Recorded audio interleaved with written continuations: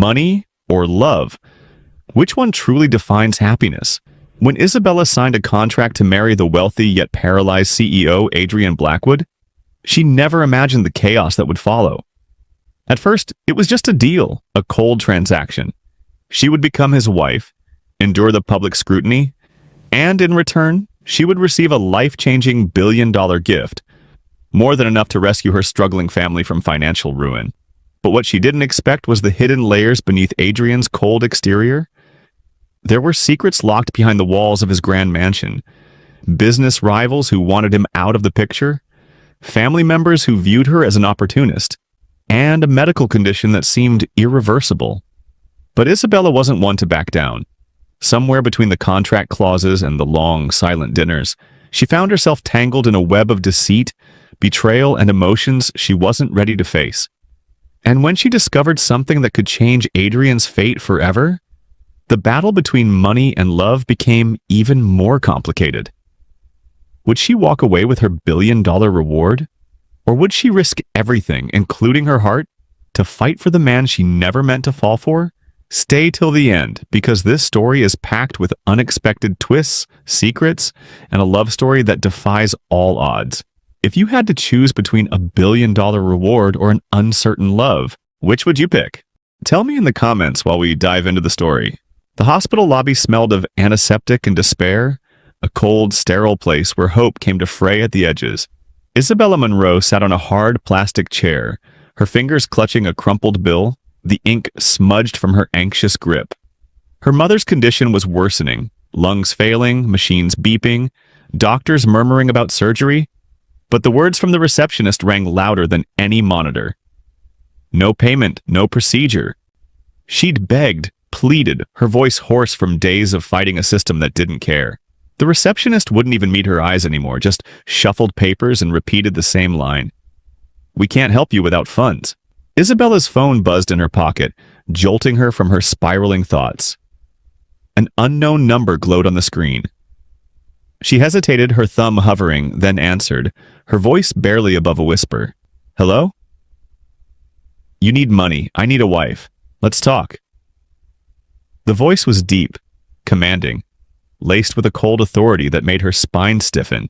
No greeting, no softness, just a blunt proposition that hit her like a slap.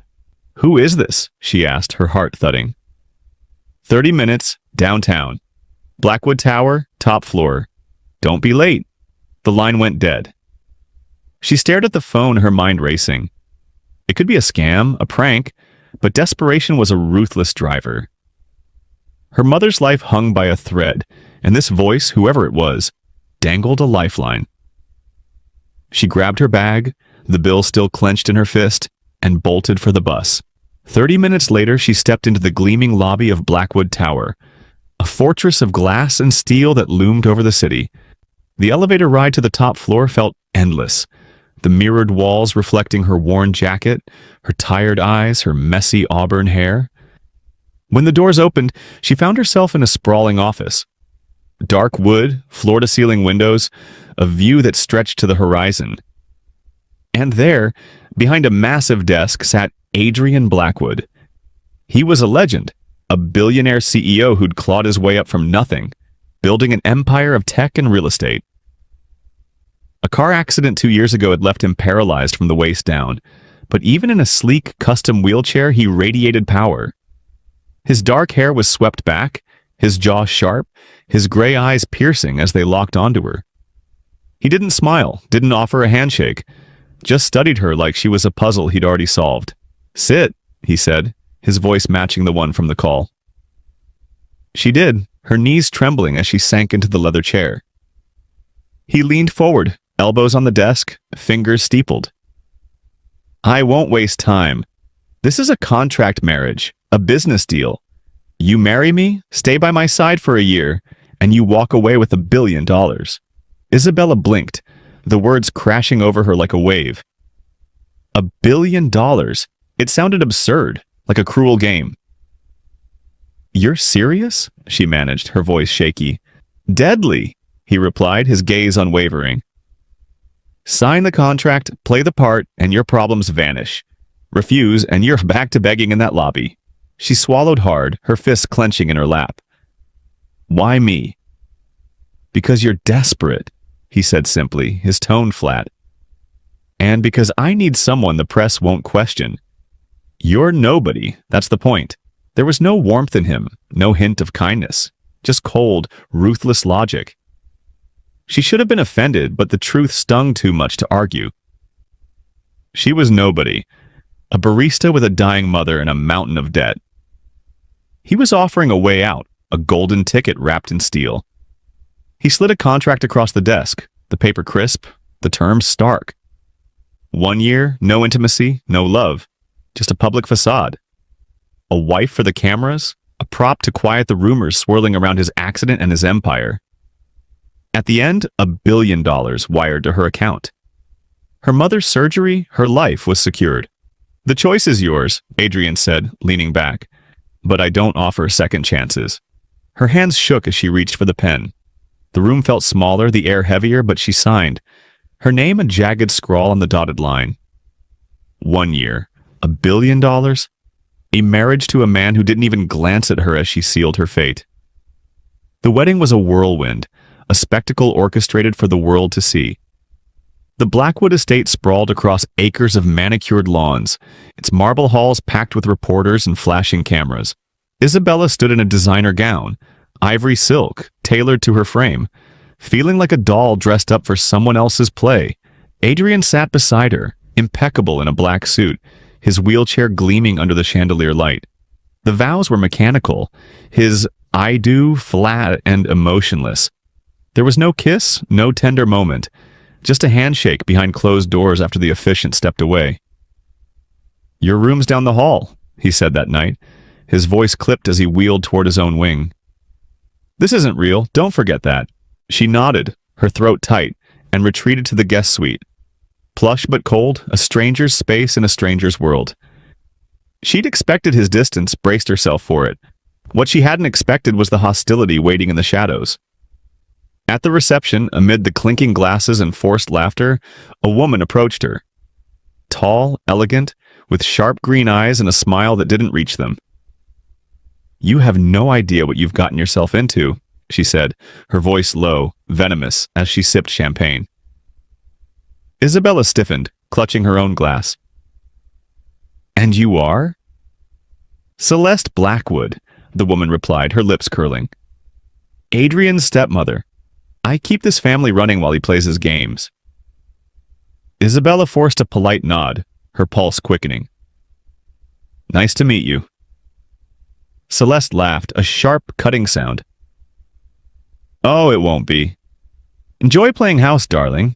Step out of line and I'll make sure you regret it." The threat hung there, chilling, as Celeste glided away into the crowd. Isabella plastered a smile for the cameras, her stomach twisting into knots.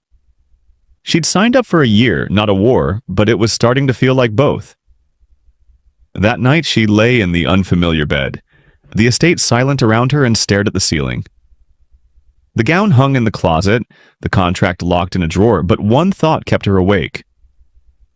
What have I done? She'd saved her mother, yes. Surgery was scheduled, payment cleared.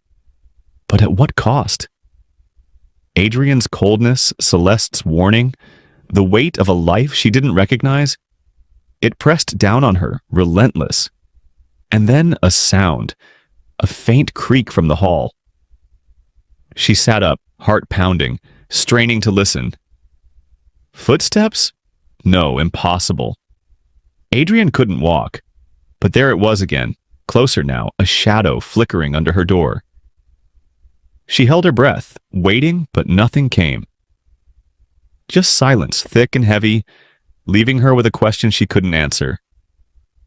What's hiding in this house?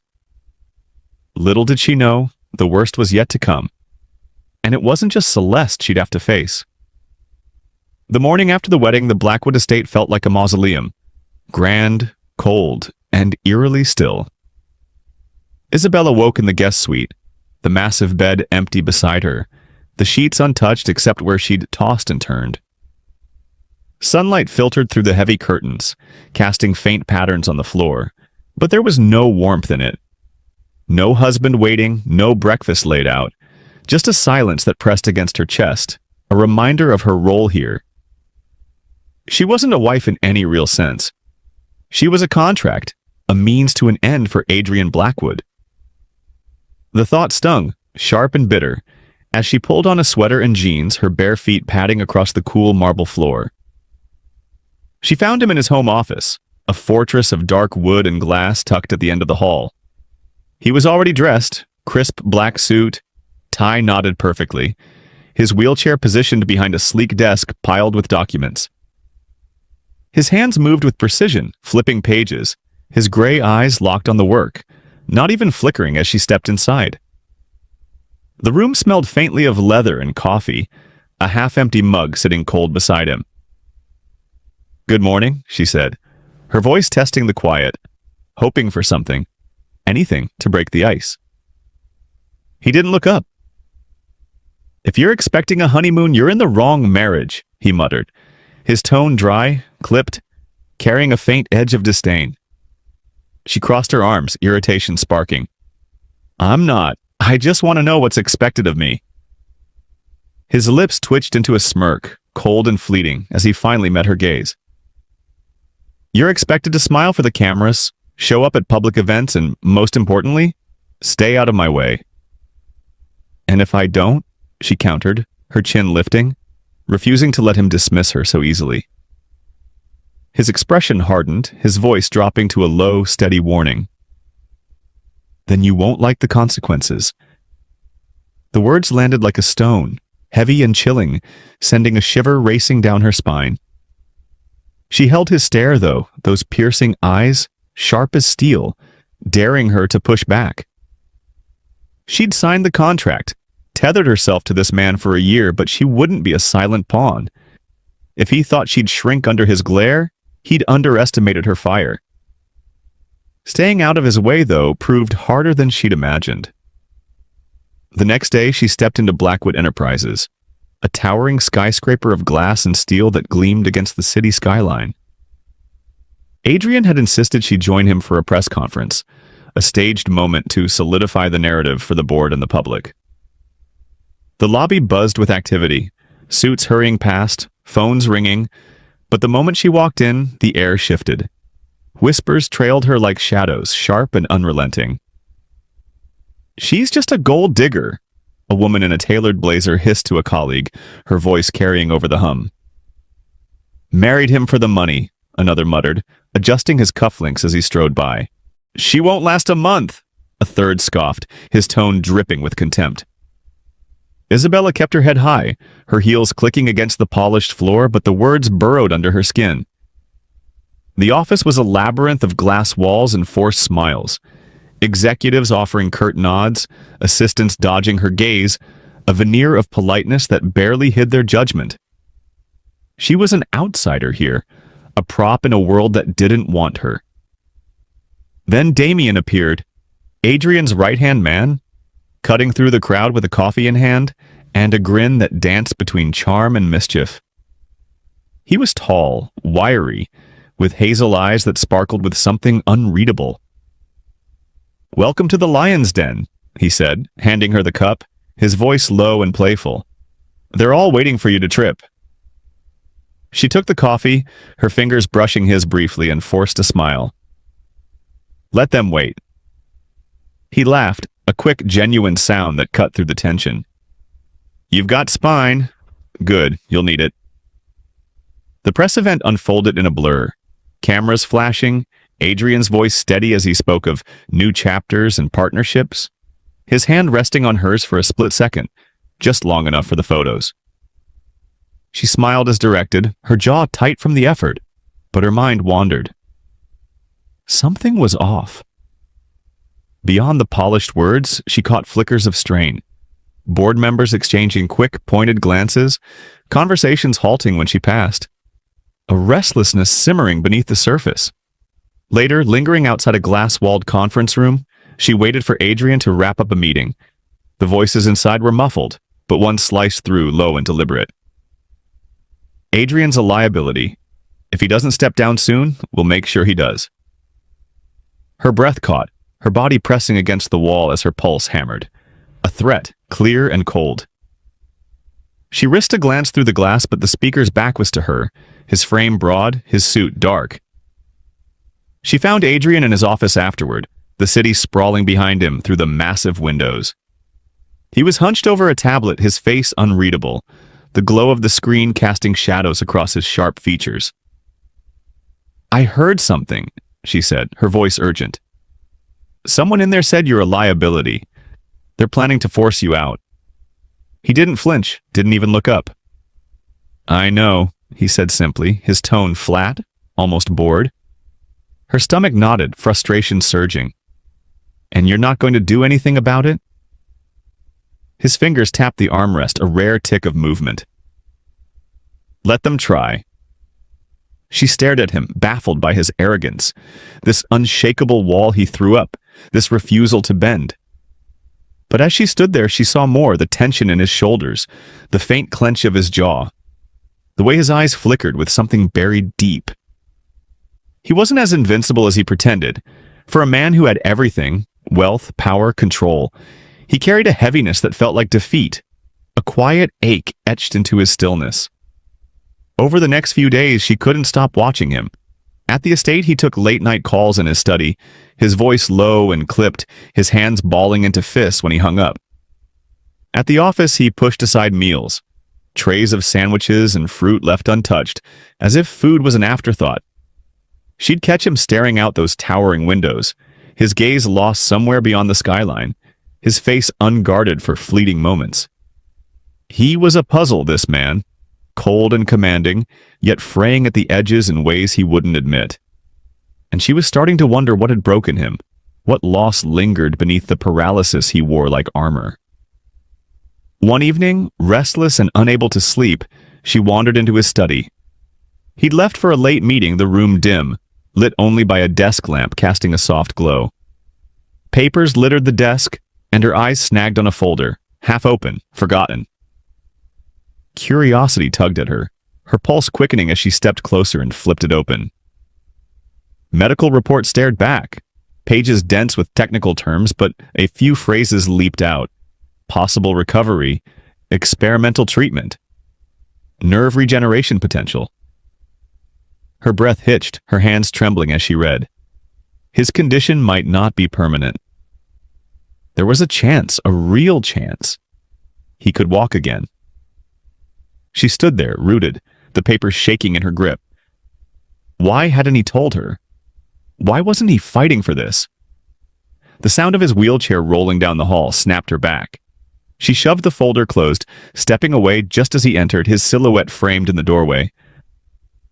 "You're up late," he said, his voice cool, his eyes narrowing as they flicked to the desk. "I couldn't sleep," she replied, her heart pounding so loud she was sure he'd hear it. She couldn't hold it in. "I saw the reports, Adrian, about your condition. Why aren't you doing anything about it?" His jaw tightened, his gaze turning to ice. "I don't need false hope," he said, his tone sharp enough to cut. "I've learned to live like this. Or maybe you're just afraid," she fired back, frustration spilling over. "Afraid of what happens if you get better." "Drop it, Isabella," he snapped, his hands gripping the armrests, knuckles whitening.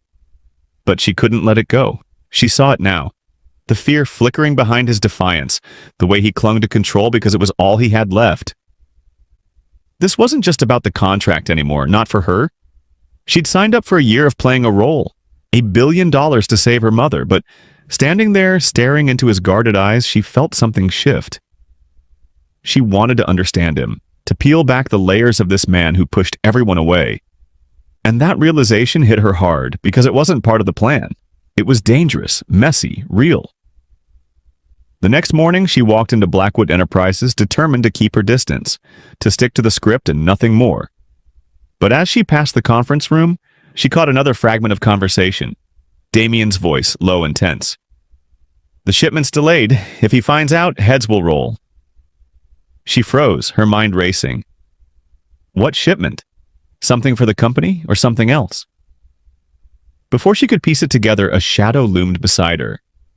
She turned to find Celeste Blackwood, Adrian's stepmother, standing there, her green eyes glinting with a sharp, knowing edge. "Curious little thing, aren't you?" Celeste said, her smile tight, her voice smooth as glass. "A word of advice, stop digging. You won't like what's buried here." Isabella's throat tightened, but she forced her voice steady. "I'm just doing my job." Celeste stepped closer, her perfume sharp and overpowering. "Your job is to look pretty and keep your mouth shut. Cross me, and that $1 billion will be the least of your worries." The threat sank in, cold and heavy, as Celeste turned and glided away, her heels clicking like a countdown. Isabella stood there, her hands trembling, questions stacking up like bricks. What was Adrian hiding? What was Celeste guarding so fiercely? And why did it feel like every step she took pulled her deeper into something she couldn't escape? That night, alone in her room, the estate was too quiet, the walls thick with unspoken truths. She lay awake staring at the ceiling when a faint sound broke the stillness. A low hum, like machinery coming from somewhere below. She sat up, her heart thudding, straining to listen. It wasn't the usual creak of an old house. It was deliberate, mechanical, close. She slipped out of bed barefoot and crept to the door, cracking it open. The hallway was dark, empty, but the hum persisted, vibrating through the floor. She followed it, her pulse racing, down the corridor and toward the west wing. Adrian's private quarters, a place she'd been told never to enter. The hum grew louder, a steady pulse, until she reached a locked door, its frame sealed tight. She pressed her ear against it, and the sound sharpened, a rhythmic whir like equipment running. What was he keeping in there? Before she could decide whether to knock or retreat, a shadow moved at the end of the hall, tall, silent, watching her. She spun, her breath catching, but the figure was gone, swallowed by the darkness. Her hands shook as she backed away, the hum fading behind her, leaving her with a chilling question. What's he hiding down there? So, here's a question for you all watching. Do you think Adrian's too proud to accept help, or is he guarding something deeper? The weight of the medical report sat heavy on Isabella's chest, a truth she couldn't shake. Adrian could walk again. It wasn't a faint hope or a long shot. The pages she'd found in his study spelled it out in black and white. Experimental treatment. Nerve regeneration. High success probability. Yet he'd done nothing. No calls to specialists, no plans for therapy, just silence. She'd lain awake all night after hearing that strange hum from the west wing, her mind churning with questions. Why was he hiding this? Why wasn't he fighting? The next morning she found him in his home office, the estate quiet around them, sunlight streaming through the tall windows. He sat behind his desk reviewing contracts, his wheelchair a silent barrier between them. She didn't knock, just stepped inside, her voice steady despite the storm inside her. We need to talk about those reports. His hands stilled on the papers, but his gray eyes didn't lift. I don't need your pity, he said, his tone flat, cutting. Her frustration flared, hot and sharp. Then what do you need, Adrian? To waste your life in that chair out of pride? To let people tear you down when you could fight back? His fingers tightened on the armrests, knuckles whitening, his jaw clenching hard. You don't understand, he said, his voice low, controlled, but laced with something raw. Then make me understand, she snapped, stepping closer, her hands balling into fists at her sides. Silence stretched between them, thick and heavy. His breathing was steady, deliberate, but his eyes, those piercing gray eyes, betrayed him, flickering with a vulnerability he wouldn't name. For a moment she thought he'd answer, that he'd let her in. But then he turned his head, his gaze dropping to the desk. Drop it, Isabella. She didn't move, her chest rising and falling fast.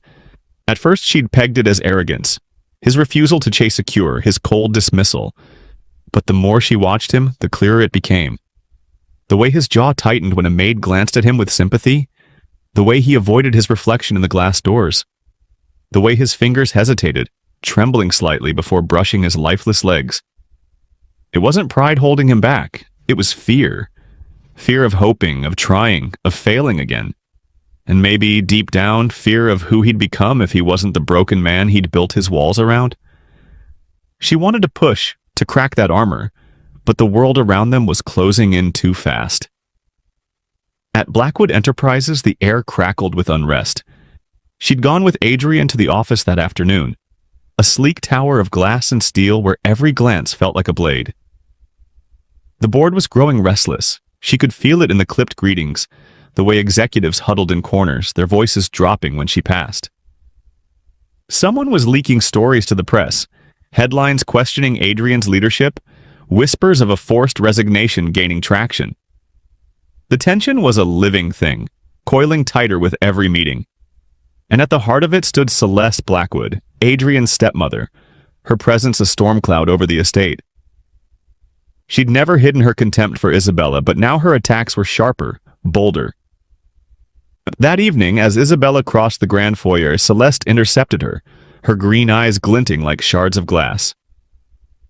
"You've served your purpose, dear," she said, her voice smooth but venomous. "But this charade won't last." Isabella squared her shoulders, her pulse quickening. "You don't scare me." Celeste's smirk deepened, a predator sizing up prey. "Maybe you should be." The words lingered, a chill seeping into Isabella's bones as Celeste swept away, her heels clicking ominously against the marble. What did she mean? What was she planning? The questions gnawed at her, but something else was shifting too. Something between her and Adrian, something she hadn't expected. It happened later that night after a long day at the office. The estate was quiet, the staff gone, the halls dim. She found him in the library, not his study, but a softer space, lined with books and warmed by a crackling fireplace. He sat by the hearth, a glass of whiskey in hand, staring into the flames. The light danced across his face, softening the hard lines, and for once he didn't look like the untouchable CEO.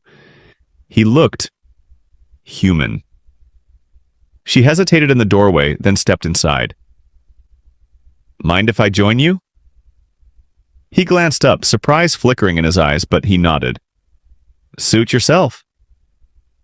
She settled into the armchair across from him, the fire's warmth easing the chill she'd carried all day. They sat in silence at first, the crackle of the logs filling the space. Then, unexpectedly, he spoke, his voice low, almost tentative. "My mother used to read to me here, before everything changed." She tilted her head, caught off guard by the admission. "What was she like?" A faint smile tugged at his lips, fleeting but real. "Kind, strong. She'd have liked you." The words hung there, simple but heavy, and something softened in her chest.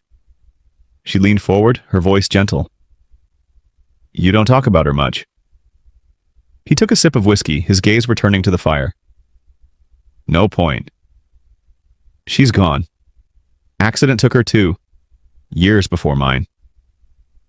The parallel hit her hard. 2 losses, 2 crashes, shaping the man in front of her. She reached out, her hand brushing his arm, a small gesture meant to comfort. He stiffened at first, then relaxed, his eyes meeting hers. There was no coldness now, just a quiet intensity that pulled her in. "I don't know how to do this," he said suddenly, his voice rough, unguarded. "Let people in. Not after everything." "You don't have to do it alone," she replied, her hand lingering, her heart thudding. He set the glass down, his fingers brushing hers, tentative then firm, pulling her closer. She didn't resist. The space between them vanished, and when his lips found hers, it wasn't calculated or cold. It was raw, desperate, a collision of need and longing.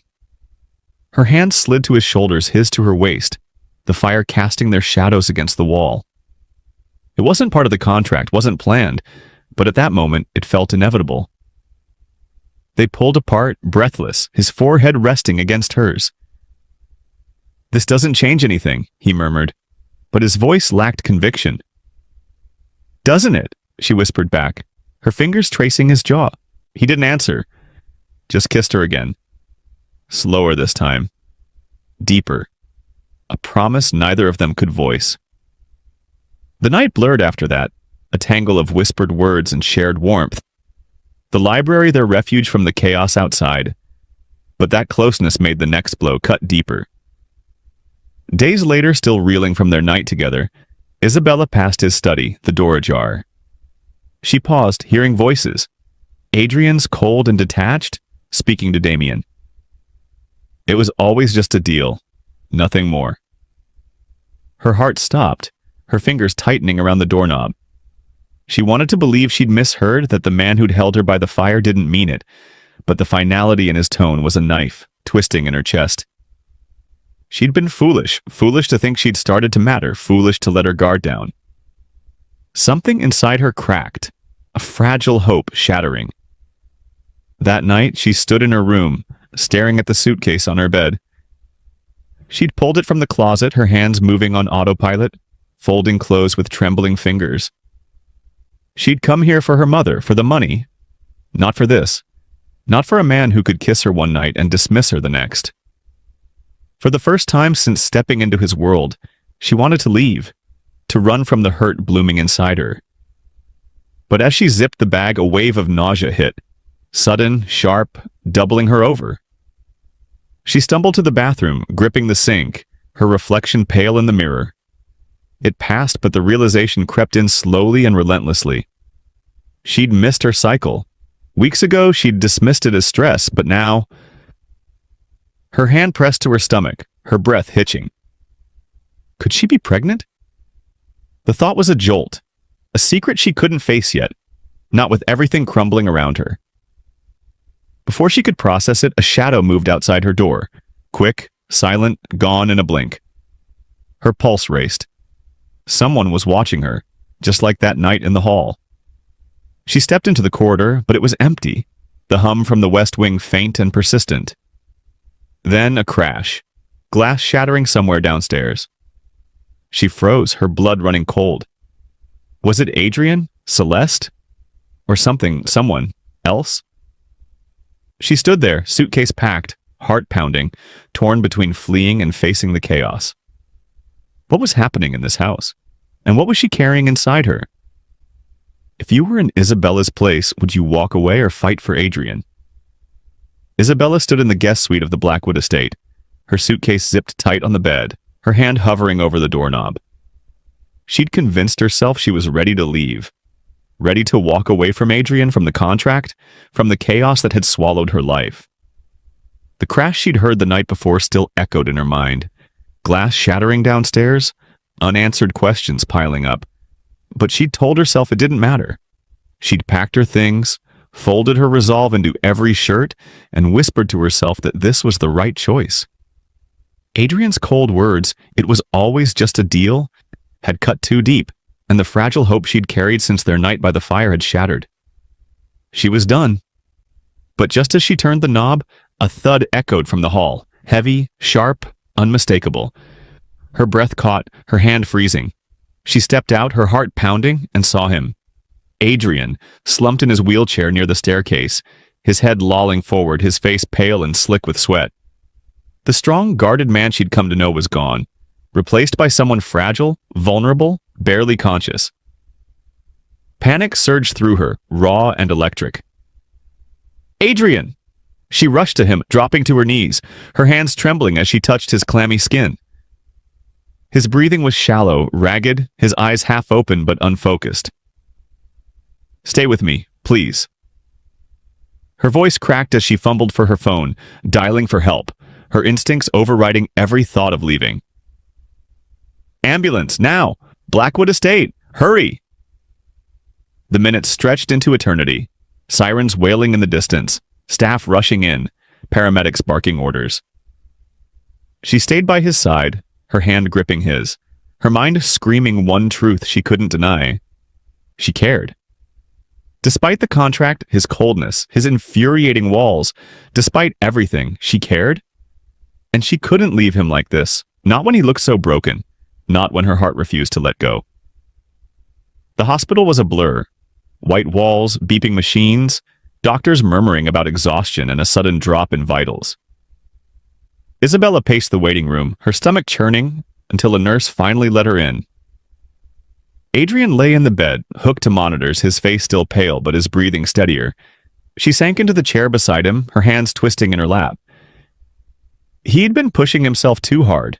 Late nights, skipped meals, the weight of the board's threats, and his body had given out. But she couldn't shake the medical reports from his study, the chance he'd ignored. If he wouldn't fight for himself, she'd do it for him. She made a call that night, her voice trembling but firm, to Dr. Elena Carter, a renowned neurologist who'd pioneered treatments for cases like Adrian's. "I've seen his files," Isabella said, pacing the hospital corridor. "There's a chance he could walk again. Please tell me you can help." Dr. Carter's voice was calm, measured. "It's experimental, high risk, no guarantees. But yes, there's potential. I'll need his consent." "He'll get it," Isabella replied, though she wasn't sure how she'd convince him. She had nothing left to lose. Not her mother, now recovering thanks to the money, not her pride, already battered.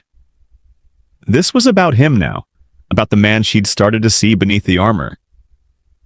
When Adrian woke the next day, groggy and disoriented, she was there, her resolve steeling her spine. He blinked at her, confusion clouding his gray eyes. "Why are you still here?" His voice was hoarse, weak, but sharp with suspicion. Her throat tightened, emotion clawing its way up. "Because maybe it was never just a deal for me." Silence stretched between them, heavy with unspoken truths. His gaze held hers, searching, and for the first time she saw a crack in his walls. A flicker of something raw, unguarded. But he didn't speak, just turned his head away, and the moment slipped. The treatment started days later after she'd worn him down with arguments and quiet pleas. Dr. Carter's team worked fast, infusions, therapy, tests, but Adrian remained distant, even as his body responded. One afternoon in the rehab room, she watched him try to move his fingers, slow, shaky, but real. His breath caught, his eyes widening in shock. "It worked," he whispered, almost to himself, and she smiled, her chest aching with a mix of relief and hope. But he didn't soften, not fully. Even as he made progress, standing with support by week's end, he kept her at arm's length, his words clipped, his walls rebuilding. She'd catch glimpses of warmth, a fleeting glance, a murmured, "Thank you." But then he'd pull back, as if afraid to let it grow. It wore on her, the push and pull, until one morning she couldn't take it anymore. She'd been feeling off for days, nausea, fatigue, a faint dizziness she'd blamed on stress. But that morning, alone in her bathroom, she'd taken a test, her hands shaking as two pink lines stared back at her. Pregnant. A trip to the clinic confirmed it. Twins, 6 weeks along, a legacy from her mother's side.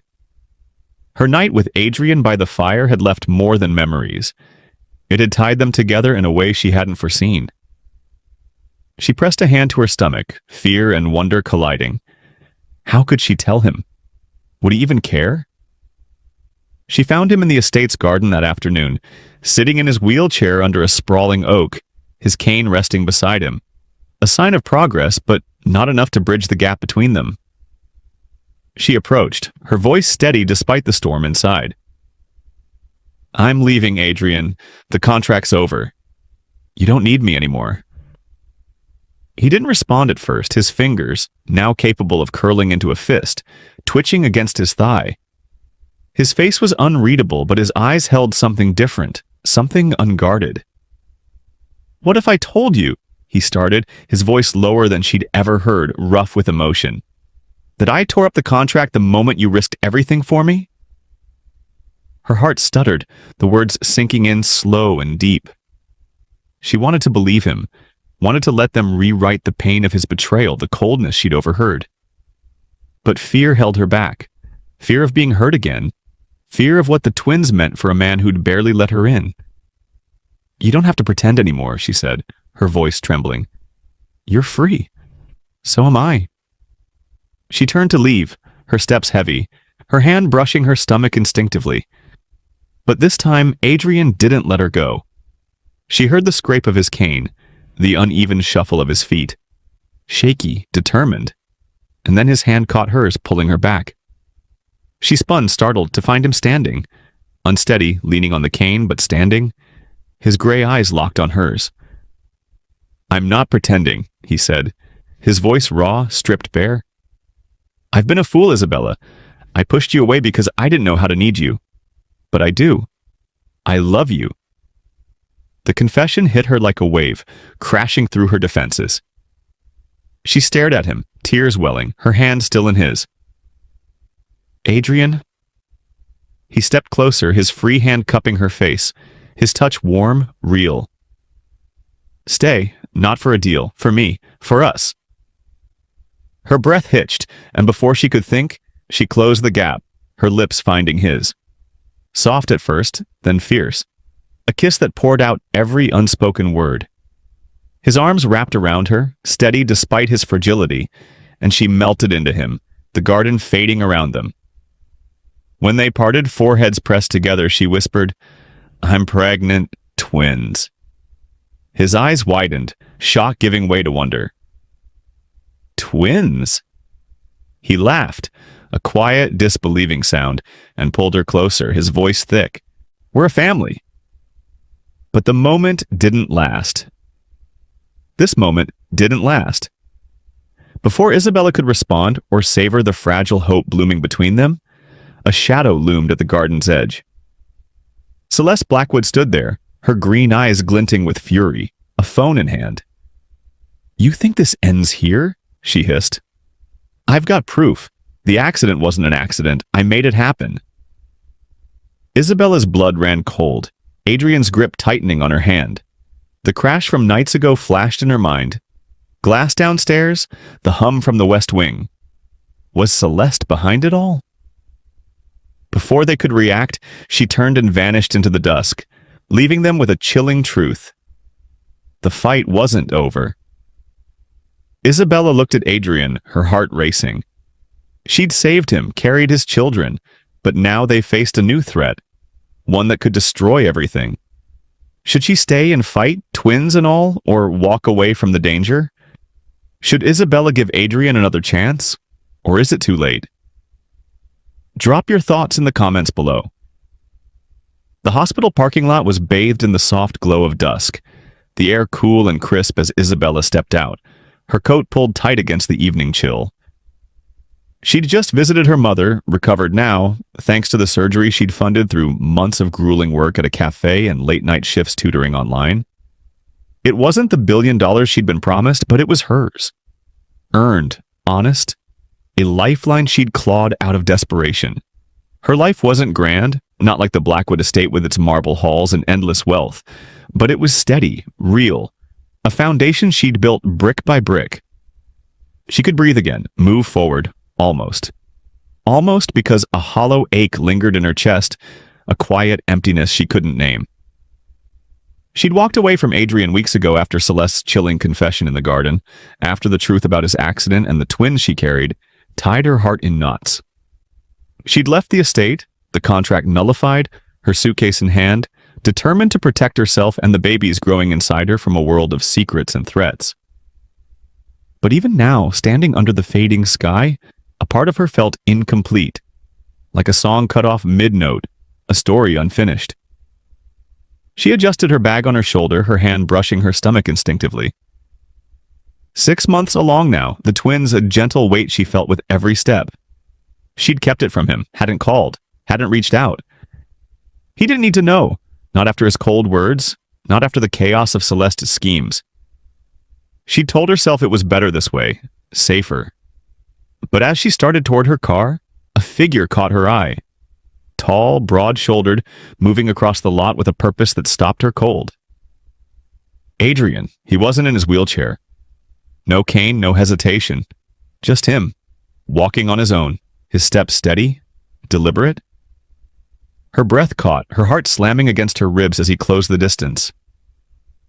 The man she'd fought for, the man she'd saved with that experimental treatment, stood before her now, whole, unbroken, his gray eyes locked on hers with a determination that stole the air from her lungs. "Isabella," he said, his voice low, steady, cutting through the evening quiet. She couldn't speak, couldn't move, her gaze tracing the lines of his face. Sharper now, softened by something new, something unguarded. He stopped a few feet away, then, to her shock, lowered himself to one knee, right there on the asphalt, his eyes never leaving hers. I don't need a contract, he said, his voice firm but thick with emotion. I need you. Tears burned at the back of her eyes, hot and sudden, but she blinked them away, her throat tightening. Adrian, no more money. No more deals, he continued, his hands resting on his knee, steady despite the tremble in his voice. Just us. She let out a shaky breath, searching his face, those piercing eyes, that strong jaw, for any hint of doubt, any trace of the coldness she'd once known. But there was none. Just him, raw, open, a man who'd walked through fire to stand here now. Her hand hovered near her stomach, the twins a secret she hadn't planned to share. But as she looked at him, something shifted. For the first time since they'd met, she let herself believe in him, in them. A slow smile curved her lips, tentative but real. Then stop making it about money. She stepped closer, her fingers brushing his face, tracing the warmth of his skin. And start making it about us. His eyes darkened with a rush of emotion, relief, longing, love, and before either of them could say another word, he rose, closing the gap in one fluid motion. His hands cupped her face, gentle but firm, and he kissed her. Not out of obligation, not out of desperation, but out of something deep and true. Her arms slid around his neck, her body pressing against his, the world fading to just them, his warmth, his breath, the steady beat of his heart against hers. It was slow at first, tender, then fierce, a promise sealed in the quiet of the parking lot. When they parted, foreheads pressed together, he smiled, a rare, unguarded thing that lit up his face. I've missed you, he murmured, his thumb brushing her cheek. She laughed softly, tears slipping free now despite her efforts. You're standing. You're really standing. Thanks to you, he said, his voice rough with gratitude. You fought for me when I wouldn't. I was a fool to let you go. Her hand found his, their fingers lacing together. I had to protect myself. After Celeste... She's gone, he cut in, his tone hardening for a moment. I found proof, recordings, documents. She rigged the accident, paid off the driver. She's facing charges now, locked out of the company, the estate, everything. Isabella's breath hitched, the weight of that truth settling in. The crash she'd heard, the hum from the West Wing, it all clicked.